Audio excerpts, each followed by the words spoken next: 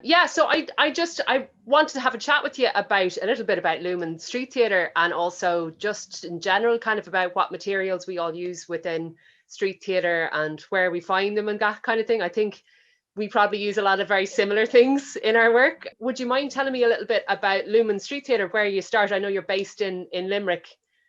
Yeah, we're based in Limerick. So prior to Lumen actually being set up, myself and my wife worked with various community groups, particularly for Paddy's Day, over say for about 10 years prior to 2016. But yeah, so we in 2016 then we launched as Lumen, and we were given the theme for the parade from the council, I think in November, and it was our stories. We were talking about the fact that, well, Limerick wouldn't really exist only for, it's an area on the Shannon where you can cross the Shannon on foot at low tide, which is why King John's Castle is where it is. So we decided to tell the story of the River Shannon. And so there was historical stuff in there, like we made Viking boats that people could wear.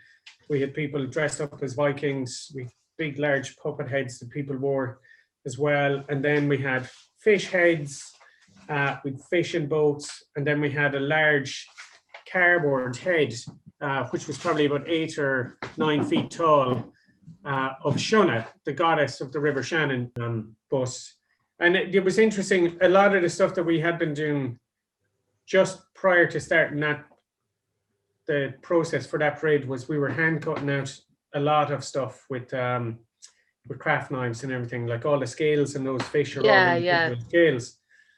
But then we started to work with Fab Lab here in Limerick, so lots of our items are laser cut. Oh wow!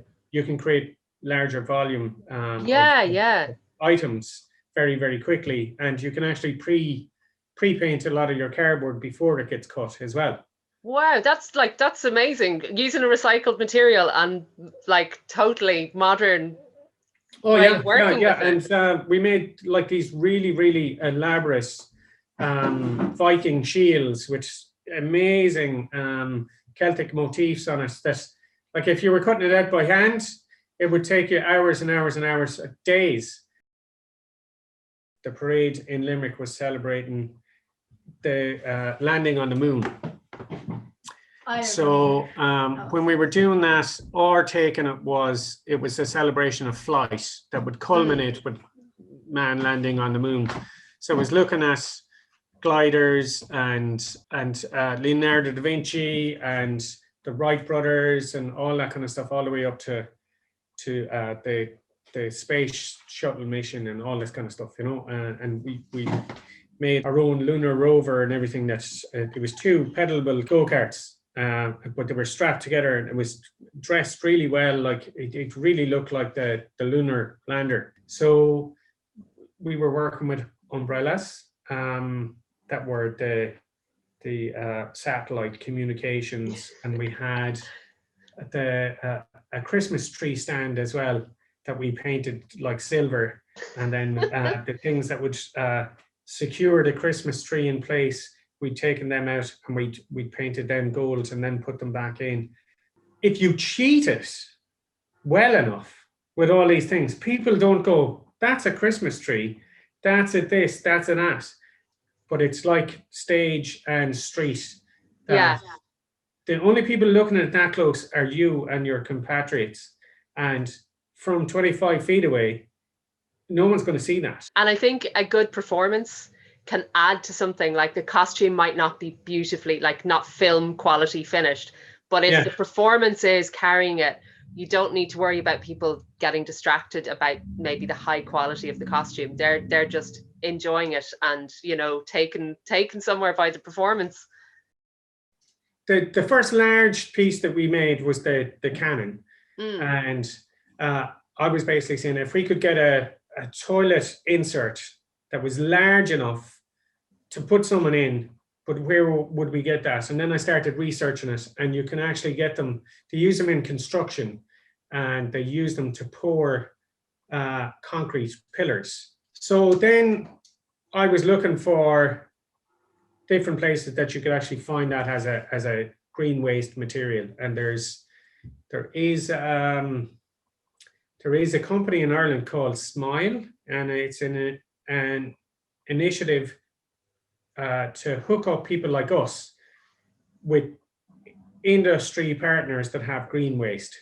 So I found a company in Meath, I think, that have those tubes.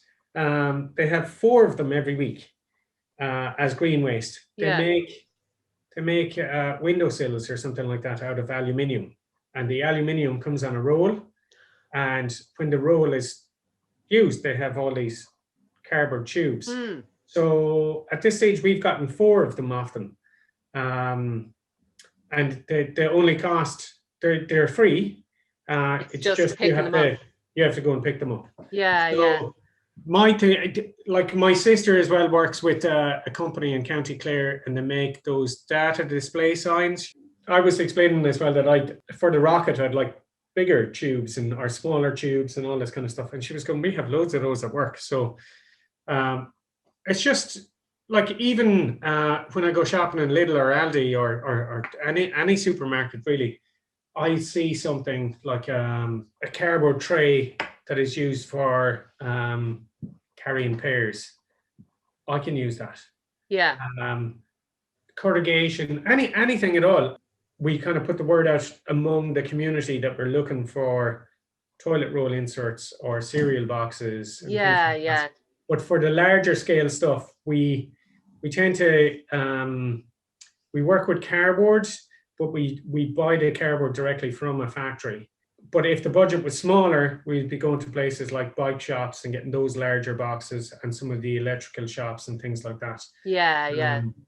But our ethos right from the get-go has been to work with recycled materials. But generally, most of the stuff that we have is either recyclable or it's recycled.